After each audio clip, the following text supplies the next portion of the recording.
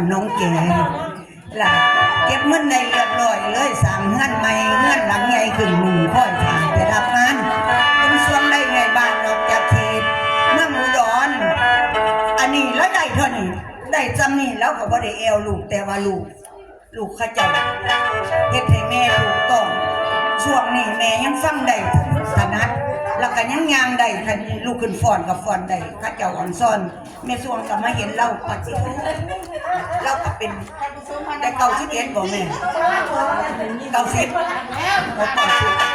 ป็นผู้ใหญ่นี่แต่ว่าเก็บ8 ปีแต่แม่ช่วงยังสิลมก่อนเล่าแล้วเพราะว่าโรคเนี่ยเป็นก็บ่แม่นนี้จากพี่จากน้องเขาดอกเป็นโรคกระดูกแล้วก็ย่ามเฮาแบกของย่ามเฮาเฮ็ดให้เฮ็ดหน้าตะกี้น่ะมันเลยเคลื่อนมาทับเส้นตอนเฮาแก่แล้วตอนแก่นี่เนื้อเฮามันหลวมแล้วเด้ตะกี้เนื้อเฮามันแน่นตึงโยมเสียมันบ่เคลื่อนแต่แล้วนี่ก็ลูกได้ไปเป็นแล้วมายามพี่ยามน้องได้แล้วมากินข้าวน้ำเพิ่นแล้วก็มาใส่คุ้นข้าวคุ้นน้ำนี่เดียวนี้แ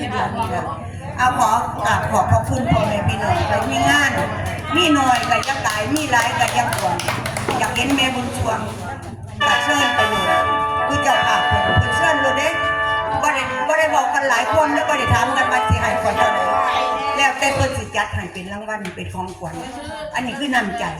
แล้วบัดนี้คันล้ำไปฮอดหันแล้วสิเศร้าฮอดหมองเศร้าแล้วคันเพิ่นยังบ่ทันหนีผู้เฒ่าบ่ทันหนีสิเอาค้อนตีหนีได้บ่แม่นบ่แม่นเข้าหนีไปใส่เด้อเป็นใจในเด้อส่วนบ่ค่อยได้ไปใส่แล้วส่วนนั้นแต่เป็นมา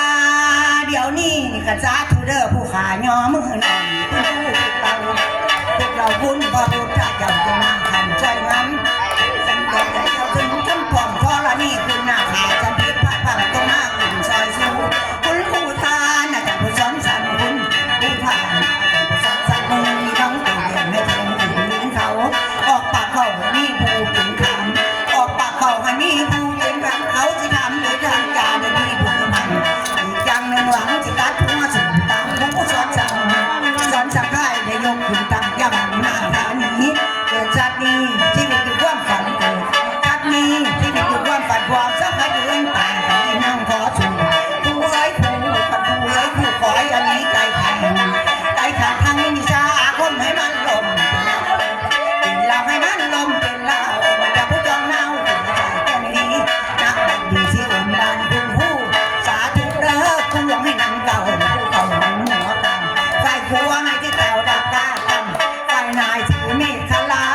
ตั้มไฟตาให้ถือกล้วยจนแย้วผู้ขาได้แล้วให้กินสู่กันนางจังหัวใจกินฟอนเนียนหัวใจกินมือฟอนเนียนฟังเสียงแก้มเข้าจับ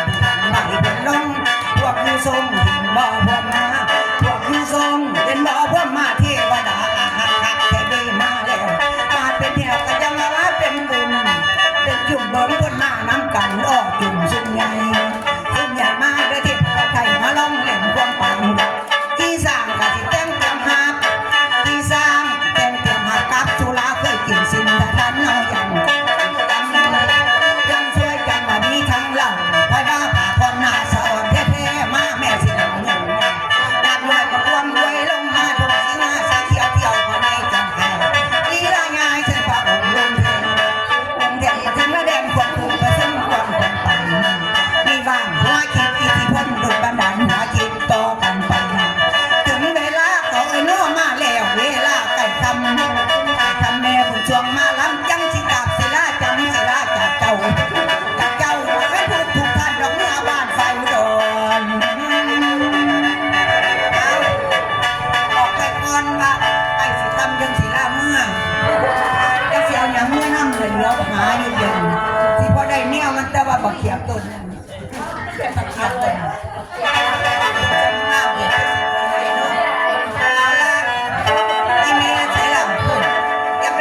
และแม่ละมูคนในฟังลำย้อนเจ้าของก็ได้มาเด้อคันว่าบ่แล้วคันว่าอยากฟังนั่งสร้างอีกกับพ่อตาอีก